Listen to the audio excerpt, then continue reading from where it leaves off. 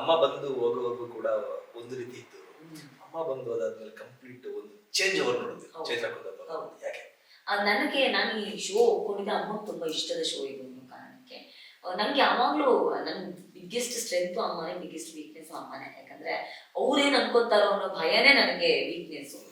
ಆ ವಿಚಾರದಲ್ಲಿ ನಂಗೆ ಭಯ ಇತ್ತು. ಇಷ್ಟು ಸಲ ಕಳಪೆಗೆ ಹೋಗ್ತಿದ್ದೀನಿ. ನಮ್ಮ ಅಮ್ಮಂದ್ರೆ ತುಂಬಾ ಚಿಕ್ಕ ಊರಲ್ಲಿರೋರು, ತುಂಬಾ ಹಳ್ಳಿಯಿಂದ ಬಂದಿರೋರು. ಅವ್ರಿಗೆ ಇದೆಲ್ಲ ಆಟ ಅನ್ನೋದನ್ನ ಅವ್ರು ತಗೊಂಡಿರ್ತಾರೋ ಇಲ್ವೋ, ಇವರು ಕಳಪೆನಲ್ಲಿ ಪ್ರೋಮೋನಲ್ಲಿ ಬ್ಯಾಕ್ ಗ್ರೌಂಡ್ ಮ್ಯೂಸಿಕ್ ಹಾಕಿ ಡಿಗ್ ಡಿಗ್ ಅಂತೆಲ್ಲ ಹಾಕಿ ಲೈಟ್ ಎಲ್ಲ ಹಾಕುವಾಗ ಅವ್ರದ್ದು ಸೀರಿಯಸ್ ಅಂತ ತಗೊಂಡ್ಬಿಟ್ರೆ ಅನ್ನೋದೆಲ್ಲ ಭಯ ಇತ್ತು. ನಂಗೆ ತುಂಬಾ ಭಯ ಇತ್ತು. ಈಗ ತಲೆಗೆ ಬಾಟ್ಲಲ್ಲಿ ಹೊಡೆದು ನಾಮಿನೇಟ್ ಮಾಡೋದೆಲ್ಲ ಇತ್ತು. ಸೊ ಅದೆಲ್ಲ ನೋಡಿದಾಗ ಅಮ್ಮ ಹೇಗೆ ತಗೋತಾರೋ, ಇನ್ನಷ್ಟು ಕುಗ್ಗಬಹುದು ಏನೋ, ನಾನು ಒಳಗಡೆ ಬಂದವ್ರಿಗೆ ಇನ್ನಷ್ಟು ನೋವು ಕೊಡ್ತಾ ಇದ್ದೀನೇನೋ ಅನ್ನೋ ತರದ ಒಂದು ಬಹಳ ಬೇಸರ ಇತ್ತು. ಅಮ್ಮ ಬಂದಾಗ ಅವರು ತುಂಬಾ ಸ್ಪೋರ್ಟಿವ್ ಆಗಿ ತಗೊಂಡ್ರು. ಅದನ್ನ ಆಟ ಅಂತ ನಾನು ತಗೋತಿದ್ದೀನಿ, ನನಗೆ ಗೊತ್ತಿದೆ ಅದೆಲ್ಲ ಆಟ ಅಂತ ಬೇಕು ಮಾಡ್ತಿದ್ದಾರೆ ಅಂತ ಗೊತ್ತಿದೆ, ನನಗೆ ಅದ್ರ ಬಗ್ಗೆ ಏನು ಬೇಜಾರಿಲ್ಲ ಅಂತ ಅವ್ರು ಯಾವಾಗ ಹೇಳಿದ್ರು ಆಗ ನನ್ಗೆ ಇಷ್ಟಪಟ್ಟೆ. ಓಕೆ, ನಾನು ಯೋಚನೆ ಮಾಡೋಕ್ಕಿಂತ ತುಂಬಾ ಸ್ಪೋರ್ಟಿವ್ ಆಗಿ ಅವ್ರು ತಗೊಳ್ತಿದ್ದಾರೆ ಅನ್ನೋದು ಗೊತ್ತಾದಾಗ ಧೈರ್ಯ ಬಂತು.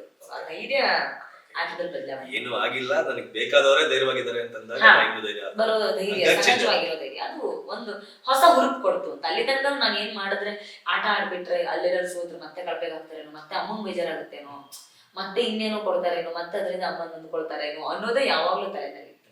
ಅದು ಯಾವಾಗ ಸ್ಪೋರ್ಟಿವ್ ಆಗಿ ತಗೊಳ್ತೀನಿ ಆಟ ಅಂತ ಗೊತ್ತು ಅಂತ ಅಮ್ಮ ಹೇಳಿದ್ರು. ಮತ್ತೆ ಈಗ ರಜತ್ವ ಎಲ್ಲ ತುಂಬಾ ಕಿರಿಕಿರಿ ಮಾಡ್ತಿದ್ರು, ಆದ್ರೂ ನಮ್ಮ ಅಮ್ಮ ಎಲ್ಲ ಅವ್ರ ಜೊತೆ ಚೆನ್ನಾಗಿ ಬೆರೆತರು. ಸೊ ಅವ್ರು ಯಾರ ಮೇಲೂ ಬೇಜಾರು ಇಟ್ಕೊಂಡಿರ್ಲಿಲ್ಲ. ಆಟ ತಗೊಂಡಿದ್ದಾರೆ ಅಂತ ಗೊತ್ತಾದಾಗ ನಿಜವಾಗ್ಲೂ ಆಟ ಪ್ರಾರಂಭ ಮಾಡಿದ್ದೆ.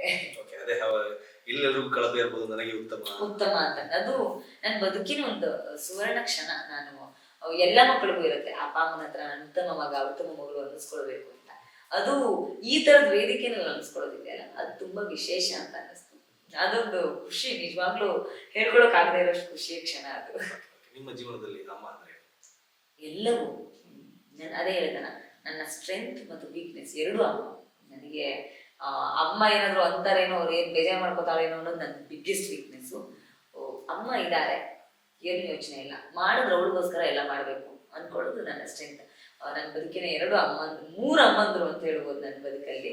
ಒಂದು ನಾನು ನಂಬುವ ಜಗನ್ಮಾತೆ ಮಹಾಕಾಳಿ, ಇನ್ನೊಂದು ನಾನು ಕೆಲಸ ಮಾಡುವ ತಾಯಿ ಭಾರತಿ, ಇನ್ನೊಂದು ನಮ್ಮ ಅಮ್ಮ. ಈ ಮೂರು ತಾಯಿಯಂದ್ರ ಏನು ಶ್ರೀರಕ್ಷೆ ಇದೆ, ಆ ಶ್ರೀರಕ್ಷೆಯಲ್ಲೇ ಇವತ್ತಿನ ತನಕ ಬದುಕಿದ್ದೇನೆ. ಅದ್ರಲ್ಲೇ ನಾನು ಸಾರ್ಥಕತೆ ಕಾಣ್ತೀನಿ ಅಂತ. ಅದರಲ್ಲೂ ಸ್ಟಾರ್ಟಿಂಗ್ ಇಂದ ಏನೋ ಕಳಪೆ ಕೊಡ್ಬೇಕು ಅಂತಂದಾಗ, ಅಥವಾ ಏನೋ ಎದುರಾಕೋಬೇಕು ಅಂತಂದಾಗ, ಏನೋ ಯಾರನ್ನೋ ಟಾರ್ಗೆಟ್ ಮಾಡ್ಬೇಕು ಅಂತ ಬಂದಾಗ ಬರೀ ಮನೆಯಲ್ಲಿ ಸಾಕಷ್ಟು ಜನರ ಕಣ್ಣಿಗೆ ನೀರೇ ಕಾಣಿಸ್ತಾ ಇದೆ. ಆದ್ರೆ ಬಟ್ ಹೊರಗಡೆ ಬರೋದಕ್ಕಿಂತ ಮುಂಚೆ ಉತ್ತಮ ತಗೋತೀವಿ, ಆದ್ರೂ ಕೂಡ ಹೊರಗಡೆ ಅದೇ ಅಲ್ಲೆಲ್ಲೋ ಒಂದ್ ಸ್ವಲ್ಪ ಮಿಸ್ ಹೊಡಿತು ಅನ್ಸಲ್ಲ. ಅಂದ್ರೆ ಬಹುಶಃ ಆ ವಾರ ನಾನು ಆಟ ಆಡಿದಕ್ಕೆ ನನ್ಗೆ ಉತ್ತಮ ಕೊಟ್ಟಿದ್ದೆ. ಆಡಿದೀನಿ, ತುಂಬಾ ಕಾಮಾಗಿದ್ದೆ, ಎಲ್ಲರ ಜೊತೆ ಚೆನ್ನಾಗಿದ್ದೆ ಅನ್ನೋದಕ್ಕೆ ಉತ್ತಮ ಕೊಟ್ಟಿದ್ದಾರೆ. ಆದ್ರೆ ಬಹುಶಃ TTF ಕಂಟೆಂಡರ್ಶಿಪ್ ಇಂದ ನಾನು ಹೊರಗಡೆ ಹಿಡಿದೇ ಹೋಗಿದ್ದಿದ್ರೆ ಇಡೀ ವಾರ ನಂಗೆ ಆಟಕ್ಕೆ ಅವಕಾಶ ಸಿಕ್ತು. ಯಾಕಂದ್ರೆ ಆ ಪೂರ್ತಿ ವಾರ ಬರೀ ಟಾಸ್ಕ್ ಮೇಲೆ ಕಾನ್ಸಂಟ್ರೇಟೆಡ್ ಆಗಿದ್ದ ವಾರ ಅದು. ಸೊ ನನ್ಗೆ ಎಲ್ಲೂ ಟಾಸ್ಕ್ ಆಡಕ್ಕೆ ಅವಕಾಶ ಸಿಕ್ಕಿಲ್ಲ. ಸಿಕ್ಕಿದ್ದೇ 3 ಟಾಸ್ಕ್ ಆಡೋದಕ್ಕೆ ಅವಕಾಶ. ಎರಡರಲ್ಲೂ ಗೆದ್ದಿದ್ವಿ, 3 ಟಾಸ್ಕ್ ತುಂಬಾ ಚೆನ್ನಾಗಿ ಮಾಡಿದ್ದೆ. ಅದು ಸೋಮವಾರದಷ್ಟೊತ್ತಿಗೆಲ್ಲ ಆ ಟಾಸ್ಕ್ ಮುಗಿದೋಗಿತ್ತು. ಉಳಿದಿರೋ ವಾರ ಪೂರ್ತಿ ಏನು ಉಸ್ತುವಾರಿ ಮಾಡೋದಕ್ಕಿಲ್ಲ, ಆಟ ಆಡೋದಕ್ಕಿಲ್ಲ. ಸೊ ಏನೋ ತುಂಬ ಕೂತ್ಕೊಂಡು ತಮಾಷೆ ಮಾಡೋಣ ಅಂದ್ರೆ ಅದಕ್ಕೂ ಟೈಮ್ ಇಲ್ಲ, ಯಾಕಂದ್ರೆ ಇಡೀ ದಿನ ಟಾಸ್ಕ್ ಅಲ್ಲೇ ಆಗೋಗಿರೋದು. ಸೊ ಹಾಗಾಗಿ ಎಲ್ಲೋ ಜನರು ಕಾಣಿಸ್ಕೊಳ್ಳೋ ವಿಷಯದಲ್ಲಿ ಗೌಣ ಆದೆ ಅಂತ ಅನ್ಸುತ್ತೆ.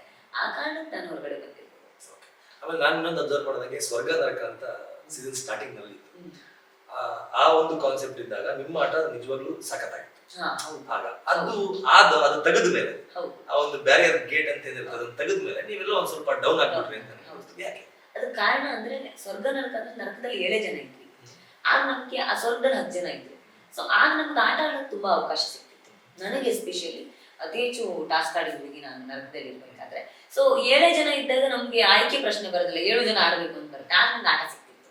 ಅಲ್ಲಿ 10 ಜನ ಇದ್ದಾಗ 3 ಜನ ಕುತ್ಕೊಳ್ಳೋರು. ಐಶ್ವರ್ಯಕ್ಕೂ ಆಟಕ್ಕೆ ಅವಕಾಶ ಸಿಗ್ದೇನೆ ಅವಳು ಬರೋ ಪರಿಸ್ಥಿತಿ ಬಂದಿತ್ತು. ಸೊ ಆಗ ಸ್ವರ್ಗ ನರಕ ಮಿಕ್ಸ್ ಆದಾಗ 17 ಜನ ಅಂತ ಆದಾಗ ಅಲ್ಲಿ ಎಲ್ಲೋ ಒಂದ್ ಕಡೆ ತಂಡದಲ್ಲಿ ಆಡುವವ್ರ ಸಂಖ್ಯೆ ಜಾಸ್ತಿ ಆಯ್ತು.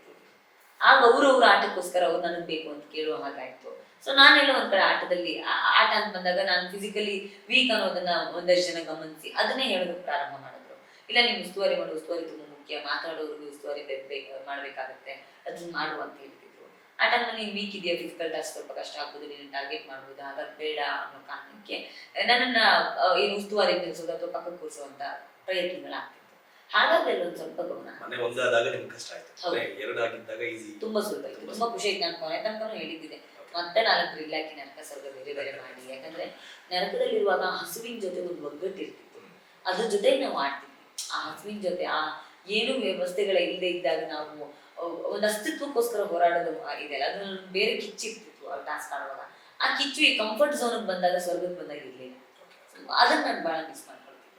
ಅದ್ರ ಬಗ್ಗೆ ಅಂದ್ರೆ ಹೊರಗಡೆ ಮಾನವ ಹಕ್ಕುಗಳ ಆಯೋಗ ಒಂದು ಇಲಾಖೆ ಅದೇ ಹೌದು ಗೊತ್ತಾಯ್ತಾ ಹೌದು. ನಿಮ್ಗೆ? ಅಂದ್ರೆ ನಮ್ಮ ಹತ್ರ ಸ್ಟೇಟ್ಮೆಂಟ್ ತಗೊಳ್ಳೋದಕ್ಕೆ ಬಂದಿದ್ರು, ಎಸ್ಪೆಷಲಿ ನಾವು ನರಕದಲ್ಲಿದ್ದವ್ರ ಹತ್ರ ಸ್ಟೇಟ್ಮೆಂಟ್ ತಗೊಳ್ಬೇಕಾಗಿತ್ತು. ಇಲ್ಲ ಅಂದ್ರೆ ನೋಡಿ, ಅವ್ರು ಹಾಕಿರೋ ಆರೋಪಗಳು ಸುಳ್ಳು. ಯಾಕಂದ್ರೆ ವ್ಯವಸ್ಥೆಗಳು ಇರ್ಲಿಲ್ಲ ಅಂತಿಲ್ಲ, ಊಟ ಕೊಟ್ಟೇ ಇಲ್ಲ ಅಂತಿಲ್ಲ, ನಮಗ್ ಸೆಟ್ ಆಗೋ ಲಕ್ಸುರಿಯಸ್ ಫುಡ್ ಇರ್ಲಿಲ್ಲ. ಈಗ ಟಾಸ್ಕ್ ಬೇಕಾಗುತ್ತೆ, ಲಕ್ಸುರಿಯಸ್ ಫುಡ್ ಇದೆ, ಊಟನೇ ಕೊಡ್ಲಿಲ್ಲ ಅನ್ನೋದು ಸುಳ್ಳು ಅನ್ನೋದು ಒಂದು. ಮತ್ತೆ ಮೂಲ ಸೌಕರ್ಯಗಳ ವಿಚಾರದಲ್ಲಿ ಯಾವತ್ತೂ ತೊಂದರೆಗಳಾಗಿರ್ಲಿಲ್ಲ. ನಮಗೆ ಸ್ವರ್ಗದ ಟಾಯ್ಲೆಟ್ ಕಳಿಸೋದಕ್ಕೆ ಅನುಮತಿ ಇತ್ತು, ಅದಕ್ಕೆ ಹೋಗ್ಬೋದಾಗಿತ್ತು. ಹಾಗೆಲ್ಲ ಇದ್ರಿಂದ ಅದಕ್ಕೆ ಏನ್ ಬೇಕಾಗಿತ್ತು ಅಷ್ಟೇ.